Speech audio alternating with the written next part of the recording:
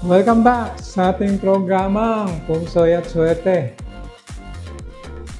Bibigyan ko ng pansin ang katanungan ng isa o mas marami sa ating tagapanood, partikular na yung mga mahilig tumaya o makipagsapalaran sa larong loto.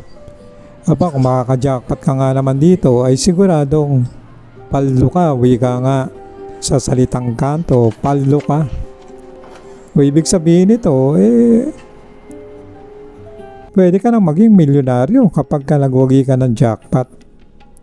Kaya dun sa tanong nung iba, kung merong maswerteng numero sa loto, masaswerteng number sa loto, ang sagot natin dyan, pwedeng meron or pwedeng wala.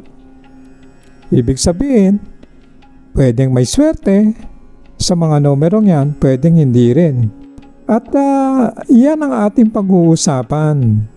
Alam nyo ba, kadalasan kapag pipili ng numero yung mga mananaya sa loto, mas pinipili nilang bigyan ng pansin ang birthday nila, birthday ng kapamilya nila, birthday ng kanyang ina, ng magulang, anak. Kung minsan pinagsasama-sama nila ang mga birthday na ito para makabuo sila ng 6 na numero na tatayaan. Tama ba ito? Tama ba ang ganong strategy o estratehiya sa pag-isip ng numerong tatayaan? Pwedeng sabihin natin pwede naman. Kaya lang, napakaliit marahil ng tsansa na magwagi ka ng jackpot kung ang mga pipiliin mo lamang numero sa pagtaya ay ayon sa birthday mo, birthday ng iyong kapamilya, posibleng suntok sa buwan ang mga numerong ito. Hindi naman natin sinasabi na ito ay walang pagwawagi dahil meron na rin naman naka-jackpot na gamit nila ang mga numerong birthday ng kanilang kaarawan. Ganon din ang kanyang pamilya. Kaya pupunta tayo ngayon sa isang usapin patungkol sa the best lotto numbers. Sa pagpili ng pinaka-mimitimong lotto number ay simple lang o simple math lamang dahil ang tanging kailangang maunawaan ay yung tinatawag na basic idea at maaaring kalimutan ang tungkol sa kalkulasyon. Tingnan nga natin. Ang paliwanag sa pagpili ng magic lotto number na pwede maka-jackpot, kadalasan nga, yung nababanggit ko kanina, ito yung tungkol sa birthday mo ng iyong pamilya, madalas ito ang pinagsasama-sama. Maraming tao o marahil isa ka sa mananaya na ito ang iyong formula sa paggamit sa pagbuo ng numerong tatayaan. Alam mo ba na ang birthday ay may numero lamang na 31 dahil walang buwan o month na mayroong higit sa 31. 31 araw yung binabanggit ko.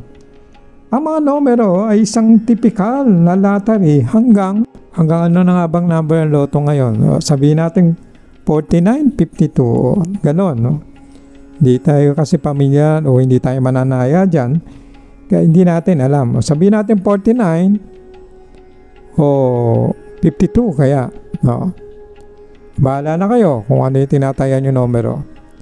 Ang isang player o isang manlalaro ay kailangan pumili ng 6 na numero. O yan ang pinaka di ba? 6 na numero.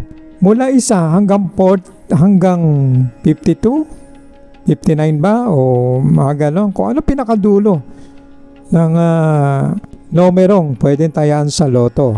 Kasi iba-iba yan. Dito sa local, sa abroad, may mga ibang numero din dyan. Ano po? O, ituloy natin. Kung dito sa ating bansa ay may ganon lamang na numero o 59 o 52 o 49 at kailangang makuha ang tanging kombinasyon upang masapul mo yung jackpot.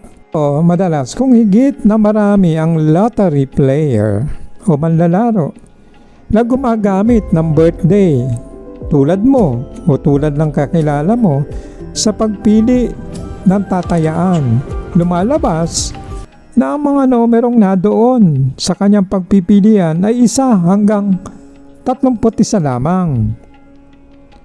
At kakaunti naman ang pumipili ng numero mula sa 32 hanggang sa pinakadulo o maximum numerong tatayaan sa lottery. Wala sa mga numero ang posibleng lumabas kaysa ibang numero. Strange sa matatawag, pero ang numero na 1, 2, 3, 4, 5 at 6 ay posibleng lumabas na tulad ng ibang kombinasyon. Di po ba? Bakit kailangan pang pumili ng numerong tatayaan? Kung ganun din naman ang senaryo. Kailangan pumili ng numerong tatayaan dahil mas mataas ang tsansang makajackpot ka kung kakaunti ang tumataya sa pinipili o pipiliing numero. Yun halimbawa kasi, yung mga pinagpipilian yung numero, pinagpipilian yung numero, halos nagkakapare-pareho naman ang birthday. So, ibig sabihin, pag kaya mga pinili ng numero at nakasapul kayo ng jackpot, pwedeng hindi lang ikaw ang magwagi, kundi napakarami ang pwedeng manalo na posibleng paghahati-hatian ninyo. Naalala nyo pa ba na meron dating jackpot na lumabas sa loto na napakaraming nagwagi? So halos yung premyong milyon ay lumiit dahil sa napakarami nilang maghahati-hati. So ganun po, kapag ang mga pinagpipilian yung numero ay 1 hanggang 31 lamang na ayon dun sa birthday ninyo. Wala sa mga numero ang posibleng lumabas kung mas mataas. Kailangan pumili ng numerong tatayaan. Ang mga numerong tinutukoy dito, dapat tandaan nyo ito. Ang mga numerong dapat na dinadagdag ninyo sa kombinasyon mo sa pagtaya ay ang mula sa 32. Kasi hanggang 31 lang yung mga birthday, yung date. Doon ka naman, laruin mo doon sa mga kaarawan mo. At syempre lumagpas ka hanggang umpisa mo sa 32 hanggang sa pinakadulo o yung maximum ng numero na nakalaan sa mga lotto number. Ang mga yan ay hindi nasasakop ng birth date. Kaya mas malaki ang tsansa na kapag naka-jackpot ka, posible mong masolo. Ito pa, alam nyo, ulitin ko lang kanina, marami ang pagkakataon na ang jackpot price ay malimit pagsaluhan o paghati-hatian ng mga winner. Ito nga, kung maglalaro ka sa mga kombinasyon ng iyong birthday o birthday ng kapamilya nyo, mula sa 1 hanggang 31 numero. Kung ang jackpot price ay 10 million, so bayad ang sabihin na natin 1 million, halimbawa, ang jackpot price, na napalalunan naman ito ng 10 katao. Halimbawa lamang, sabihin na natin na 10 million at napanalunan nito ng, yung jackpot is 10 million at napanalunan nito ng 10 katao. Siyempre mag-hati-hati kayo sa 10 million, magiging 1 million na lang bawat isa sa inyo. Sayang din po, di po ba? Pero okay na din. Dahil malaki din naman yung 1 million. Ano po? Ngayon, kung bakit sinasabing pinakamagandang lotto number na yung tatayaan ay yung mga numerong sumasakop sa 32 o 32 hanggang sa pinaka-maximum na number. Ngunit, sa maraming kaso o sa maraming pangyayari, ang lottery ay isa lamang bad bet. Karamihan sa maswerteng tao ay hindi naglalaro o tumataya sa larong tulad ng lottery. Bakit kaya? Bakit kaya hindi nasusubukan ang pamamaraan ng maswerteng tao sa halip na tumataya sa lottery? Dapat tandaan, hindi lang sa swerte dapat iasa ang pagganda ng kapalaran at kabuhayan. Dapat din itong pinaghihirapan, pinapanalangin sa Panginoon Diyos para maabot mo yung talagang swerte na tataya. Swerte sa iyong buhay, hindi lamang sa pagtaya.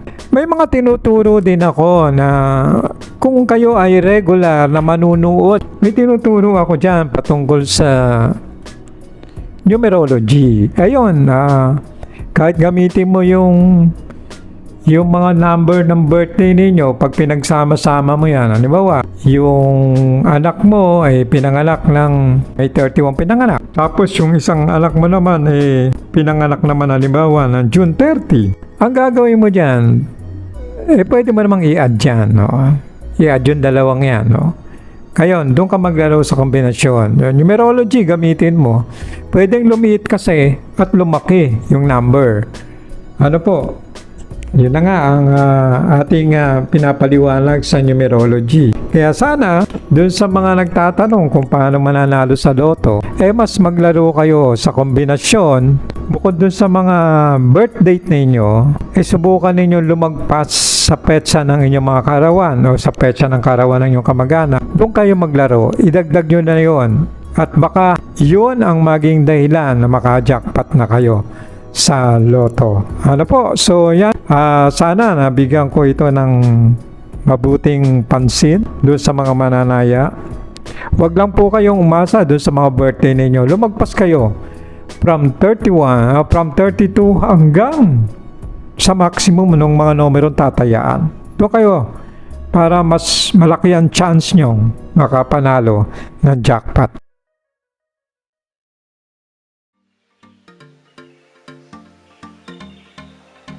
So yan po, pwede nyo akong tawagan sa aking numero 0917-940-1111. Pwede rin sa aking Viber, yan din ang aking number. O kaya mag-email kayo sa aking email at hyla_shalir@yahoo.com o magmensahe sa aking messenger, ang aking Facebook account, Shalir Hyla. O i-follow nyo ako sa aking Facebook page, Hyla Shalir. O yan po, sabi ko nga, sa bawat pagtatapos ng ating programa, ang lagi kong sinasabi, ang mabuting gawa, ilalayo ka ng Diyos sa masama at dadaling ka sa magandang biyaya. Subscribe lang. Click nyo lang yan. Thank you.